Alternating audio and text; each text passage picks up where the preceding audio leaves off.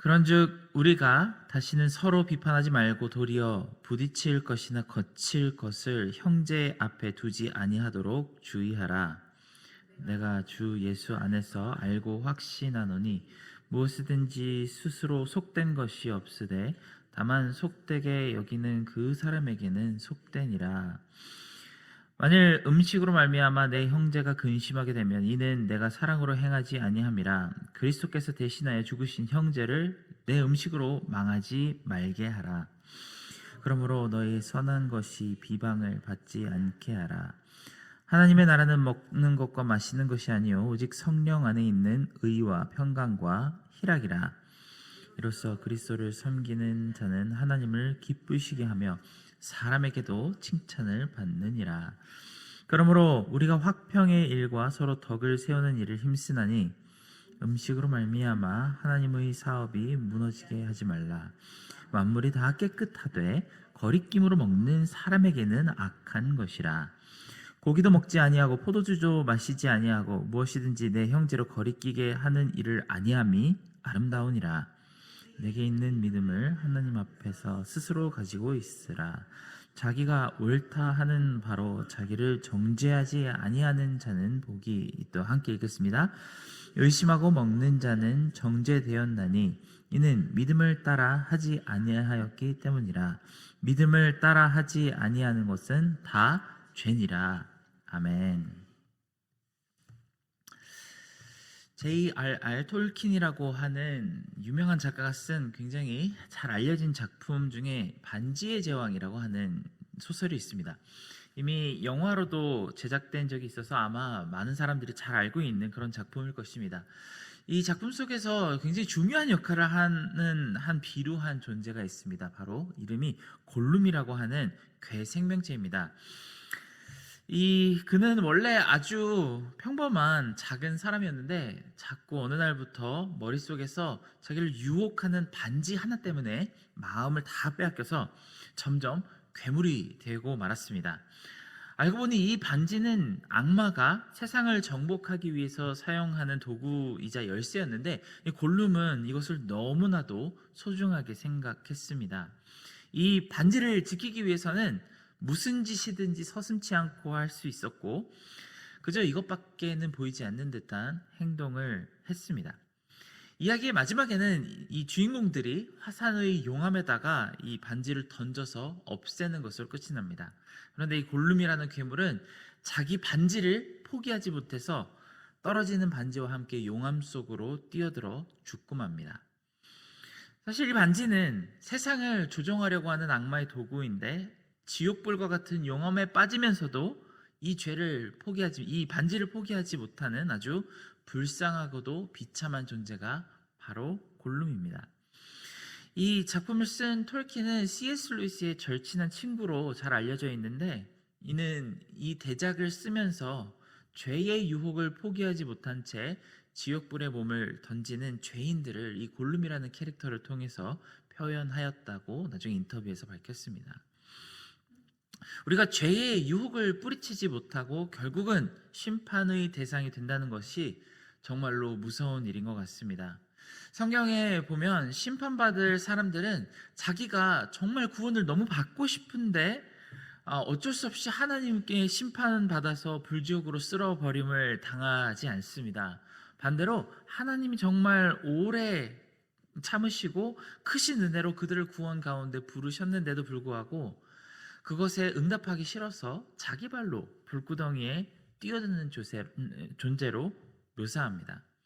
특히나 하나님의 사랑과 그리스도의 은혜를 맛보고도 여전히 자기 죄 가운데 옛날 모습으로 되돌아가는 사람들에 대해서는 도저히 용서받을 수 없는 사람들이라고 표현하기까지 합니다.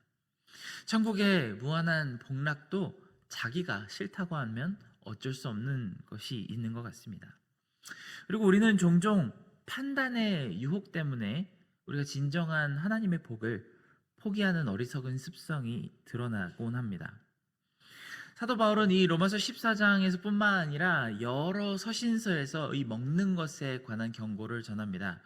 당시 로마 사회에 살던 사람들에게는 모든 좋은 고기와 음식들이 로마 신전에서 우상에게 먼저 드려진 다음에 이렇게 사람들에게로 전달되었기 때문에 경건한 그리스도인들이라면 이 음식을 절대 입에 대지 말아야 한다고 하는 의식이 그 당시 초대교회 사람들에게 있었습니다.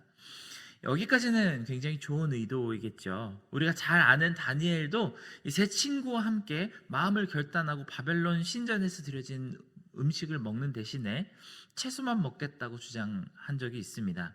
그리고 하나님께서는 이를 굉장히 선하게 여기셔서 다른 소년들보다도 훨씬 건강하고 총명하게 만들어 주신 예가 있습니다. 그런데 초대교회에서는 이런 선한 의도로 악한 결과가 발생한다는 사실을 볼 수 있습니다. 바로 우상에게 바쳐진 음식을 먹는 사람들을 비판하고 판단하고 또 이 때문에 실족하는 일이 일어났던 것입니다.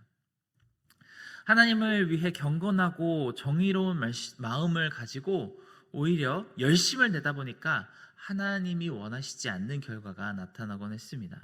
그러니 이것이 하나님의 뜻대로 이루어진 일이라고 말할 수가 없었습니다. 하지만 지금 21세기를 사는 우리들에게는 성경에 나오는 이런 입장이 정말 별것 아닌 것처럼 느껴지곤 합니다. 저도 가끔 가다가 우리 목사님들과 함께 식사를 할 때 코셔 푸드를 아주 가끔 가다가 주문해서 먹거나 식당에 가서 이렇게 먹는 경우가 있습니다. 근데 제가 코셔 푸드를 먹었다고 어떻게 목사님 그러실 수 있느냐고 반문하는 사람은 아마 없을 것입니다. 제가 코셔 푸드를 자주 먹지 않는 이유는 너무 비싸서 못 먹는 것이지 이런 종교적인 이유 때문에 못 먹는 것은 아니죠.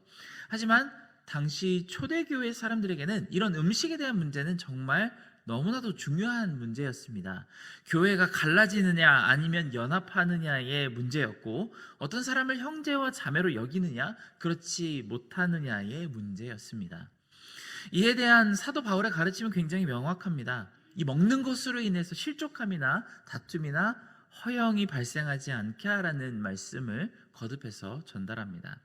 이런 것을 먹든 안 먹든 이런 문제로는 사람이 정하거나 부정하게 되지 않는다고 합니다. 우리가 방금 읽었던 말씀 중에 20절 말씀에 보면 음식으로 말미암아 하나님의 사업이 무너지지 않게 하라 만물이 다 깨끗하되 거리낌으로 먹는 사람에게는 악한 것이다 라고 말을 합니다. 심지어 우리 주님께서도 유대인의 전통에 따라 손을 씻고 밥을 먹지 않는 식사를 하지 않는 제자들을 비판하는 이 율법주의자들에게 이것과 비슷한 말씀을 하신 적이 있습니다. 사람의 입 안으로 들어가는 것이 더러운 것이 아니라 사람의 입 밖으로 나오는 것 때문에 사람이 더러워진다고 말씀하셨습니다. 그런데 우리는 이런 모든 케이스 앞에서 어떤 법칙이 가장 우선시되는 법칙인지 깨달아야만 하겠습니다. 하나님의 나라가 더 중요한 것일까요? 아니면 작은 음식에 대한 계명이 더 중요한 것일까요? 우리가 실천할 것은 사랑이 먼저 실천되어야 할 것인지 아니면 행동거지에 대한 판단이 먼저 실천되어야 하는지 우리는 잘 판단해 보아야겠습니다. 어찌 보면 우리는 작은 행동거지를 판단하는 마음이 제가 처음에 앞서 말했던 골룸의 작은 반지 같은 역할을 종종 수행할 때가 있습니다. 아주 작고 초라한 문제인데 결국은 사람을 지옥불에 떨어뜨리는 역할을 하게 됩니다. 가만히 보면 사람이 실족하게 되는 일은 주로 커다란 일 때문에 일어나지 않습니다.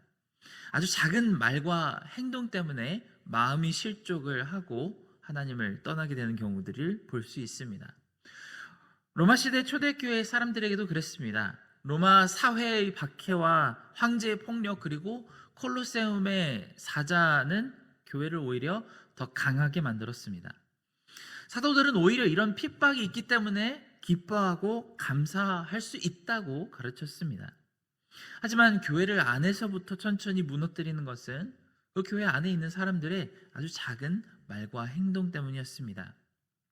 할례를 받지 않은 사람들을 차별하고 유대의 절기를 지키지 않는 사람들에게 편견을 가지고 그리고 무엇을 어떻게 먹고 마시며 어떤 목장을 하고 다니는지에 대한 비판 때문에 교회가 서로 다투게 만들고 결국은 무너지게 만들었습니다. 그리고 교회의 역사를 보면 이런 종류의 헛된 싸움은 정말 끊임없이 있어 왔습니다. 한국 교회사를 보니까 1900년대 초반에는 한 교단이 정말 치열하게 싸우다가 갈라진 예가 있습니다. 그런데 그 이유가 교회 예배당에 빨간색 카펫을 까느냐 아니면 보라색 카펫을 까느냐를 가지고 그렇게 싸우다가 갈라졌다고 합니다. 우리는 이런 종류의 갈등이 항상 있습니다. 주일날에 물건을 사는 게 옳은 것인지 그른 것인지, 여자가 머리에 성경 말씀대로 무엇을 써야 되는지 말아야 되는지, 성경 버전을 어떤 버전을 써야 하는지, 그리고 찬양 시간에 어떤 악기를 써야 되는지를 가지고 격렬하게 서로 싸우고 서로 미워하다가 결국은 화합하지 못하는 지경까지 가는 경우들이 참 교회사 가운데 많이 있어 왔습니다. 어떤 작가는 이렇게 표현을 하는데요. 참 희극적인 비극입니다. 만약에 예수님이 그 다툼의 현장에 보이는 형체로 계셨다면 뭐라고 말을 하셨을까요? 우리가 예수님께 돌아서 주님, 빨간 카펫이 옳습니까? 보라색 카펫이 옳습니까? 라고 물어본다면 예수님께서는 뭐라고 대답을 하실까요? 아무 상관없다고 말씀하실 것이 분명합니다. 오히려 그런 문제로 치열하게 싸우는 성도들을 꾸짖으실 것이 분명합니다.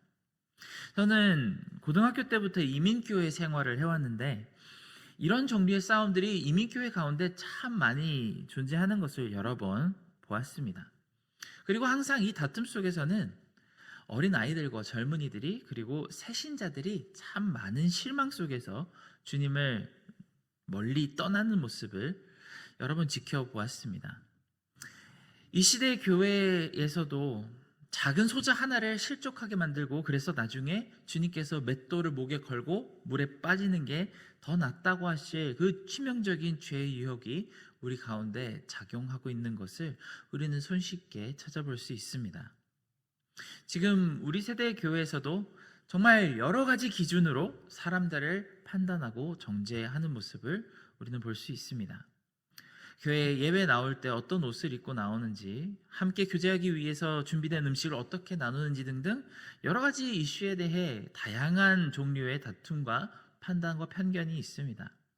가만히 생각해보면 이게 그렇게까지 중요한 문제일까라는 생각이 들 정도로 아주 작은 일들로 우리는 마음이 상하거나 아니면은 또 한 사람에게 실족하는 마음을 주고 있을지 모르겠습니다. 분명 우리가 눈에 거슬리는 일을 바로잡고자 거친 말들을 시작할 때 듣는 사람 입장에서 커다란 상처가 될 수 있다는 사실을 우리는 반드시 기억해야만 합니다. 그런데 우리가 14절의 말씀을 다시 한번 읽으며 묵상해 보았으면 좋겠습니다. 내가 주 예수 안에서 알고 확신하노니 무엇이든지 스스로 속된 것이 없으되 다만 속되게 여기는 그 사람에게는 속되니라 라고 합니다. 이 말씀의 어투가 조금 헷갈리는 부분이 있어서 세 번역으로 다시 한번 읽어드리겠습니다. 무엇이든지 그 자체로는 부정한 것이 없고 다만 부정하다고 여기는 그 사람에게는 부정한 것입니다 라고 합니다. 이것이 잘못됐다, 부적절하다고 마음속으로 생각하는 사람들에게만 그것이 문제라고 하는 말씀을 합니다. 어떤 것도 그 자체로는 나쁠 것이 없다고 말씀하죠. 그리고 그 다음 절 또한 우리는 마음에 새겨야 합니다. 제가 그 다음 절 15절을 다시 세 번역으로 읽어드립니다. 음식 문제로 사람을 망하게 하지 마십시오. 그리스도께서 그를 위해 죽으셨습니다.